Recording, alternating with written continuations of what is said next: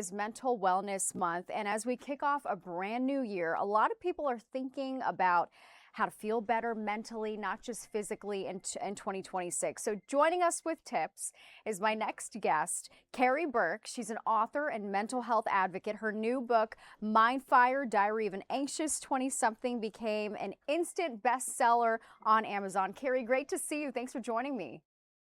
Hi, so good to see you. Likewise. Okay, so let's start here. When people hear mental wellness, it can feel big and intimidating. So, how do you break that concept down? I think about mental wellness as just taking simple steps to take care of yourself. And that might not necessarily be, what we think of as cliche, taking a bath or, taking a warm shower. For me, it could be something as simple as taking 10 minutes a day to write in a journal or going Mm, on a walk around the block, calling a loved one. So, the reason why mental wellness can feel so intimidating is because we think we have to take these big steps in order to take care of ourselves, when really it's pretty simple. What has your mental wellness journey looked like? Because you had your book and you really talk about the struggle that you went through during the pandemic. Absolutely. So I talk a lot about this in Mindfire. I was diagnosed with generalized anxiety disorder and OCD when I was 18 years old. I was the class of 2020 during the Mm, pandemic, no prom, no graduation. So it was a really difficult time in my life. And I feel like that triggered me. I was burdened with these intrusive thoughts every day that just held me captive in my room. I'd wake up every morning, I'd stare at the ceiling. It felt like waking up and opening my eyes was the accomplishment of the day. So I've had a really long journey with mental health, but the turning point for me was realizing that anxiety doesn't necessarily get better, hmm you just get stronger. I think hmm we're always searching for a solution. How do we get rid of our anxiety? The goal is not to get rid of it. The goal is to come to terms with it, to embrace it, and use it as fuel to move forward in our lives.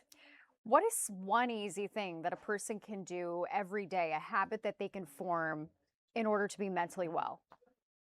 I mean, the first thing that comes to mind is movement. You and I are both runners. hmm We know this more than anyone. I'm not saying you have to run a marathon. It could be as simple as taking a 10-minute walk every day, walking around the block. Just moving your body instantly boosts endorphins. So that is one. And also just using your five senses to ground yourself to your hmm surroundings.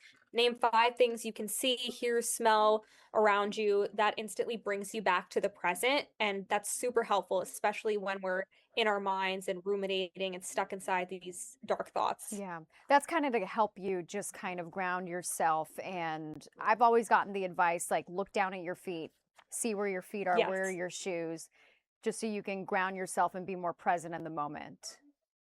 absolutely. I love doing it even when I'm in bed about to go to sleep and I'm having an anxious moment. hmm I just take a second, take a deep breath, and I look around me. I name five things I can see in my room.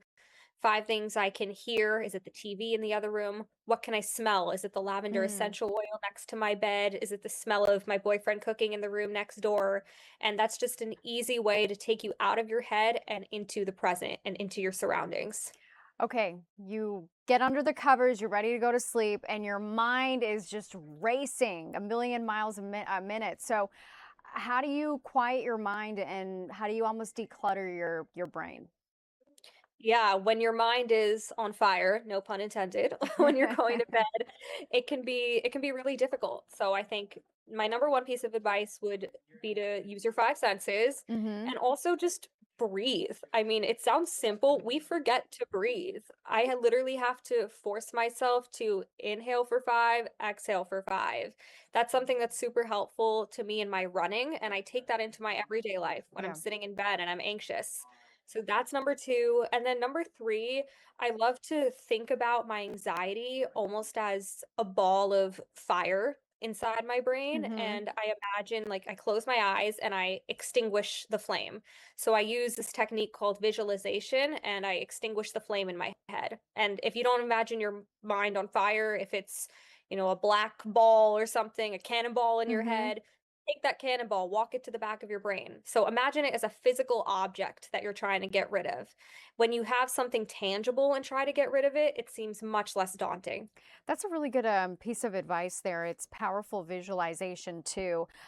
Let's talk about social media. It's really hard and it drains you. You could get sucked into just doom scrolling. So, what's your advice on social media, especially in January when it can be emotionally tough?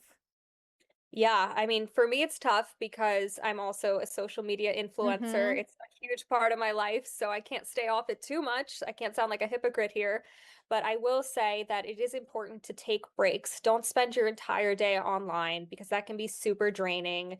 Something that I'm practicing is if I'm finding myself doom scrolling at night, I remind myself to look up, to stare at something Mm-hmm. 10 feet away from me, 'cause not only does that, reset my brain, but it also helps my eyesight. My Yeah. eyesight's really suffering from looking at my phone all the time.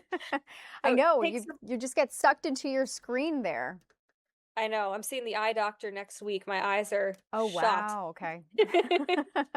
Okay, so tell us, do you have any new projects that you're working on? I know that your book has been an instant success, and I've been watching you post all the different places you've been with your book tour as well.